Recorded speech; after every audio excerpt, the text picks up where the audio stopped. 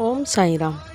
आज की कथा सिर्फ एक चमत्कार की नहीं बल्कि एक ऐसे गुरु की है जिसने अपने भक्त के लिए अपने ही शरीर का कष्ट स्वीकार कर लिया।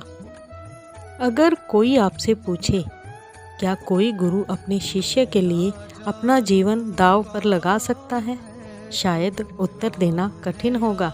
लेकिन शिरडी में एक समय ऐसा आया जब लोगों ने अपनी आँखों से देखा कि बाबा स्वयं अस्वस्थ होते गए और उसी समय उनके सबसे प्रिय भक्त तात्या कोटे पाटिल मृत्यु के द्वार से लौट आए। क्या ये केवल संयोग था या इसके पीछे छिपा था गुरु के प्रेम का सबसे बड़ा रहस्य? तात्या कौन थे?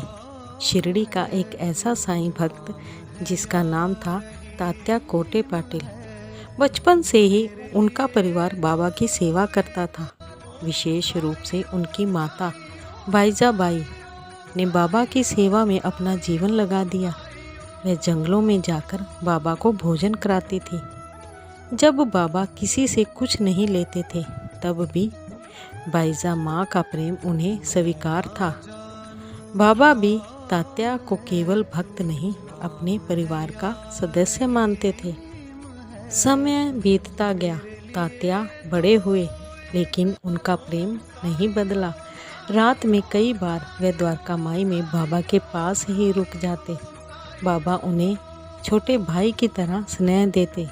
गांव के लोग कहते तात्या बाबा के सबसे निकट हैं, लेकिन किसी को नहीं पता था कि ये प्रेम एक दिन ऐसी परीक्षा से गुजरेगा जिसे देखकर पूरा शिरडी रो पड़ेगा। विजयादशमी का समय निकट था। अचानक तात्या गंभीर रूप से बीमार पड़ गए। उनकी हालत दिन ब दिन बिगड़ने लगी। उधर उसी समय बाबा का स्वास्थ्य भी कमज़ोर होने लगा। भक्त चिंतित थे। कोई समझ नहीं पा रहा था कि दोनों पर एक साथ संकट क्यों आया।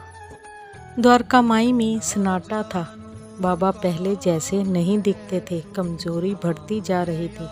भक्त प्रार्थना कर रहे थे, बाबा जल्दी स्वस्थ हो जाइए। उधर तात्या के घर में भी हर कोई उनकी सलामती की दुआ कर रहा था।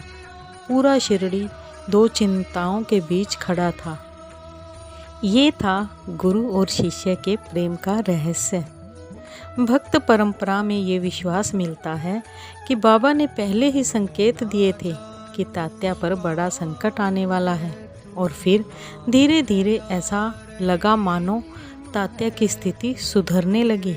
लेकिन बाबा की तबीयत और अधिक बिगड़ती गई। भक्तों को समझ नहीं आ रहा था कि ये कैसा रहस्य है।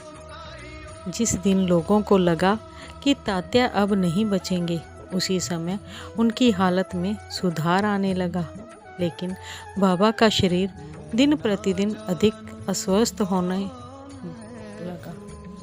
साईं भक्त परंपरा में इसे इस भाव से देखा जाता है कि गुरु ने शिष्य का कष्ट स्वयं स्वीकार कर लिया। ये केवल एक घटना नहीं बल्कि गुरु के निष्काम प्रेम का प्रतीक है।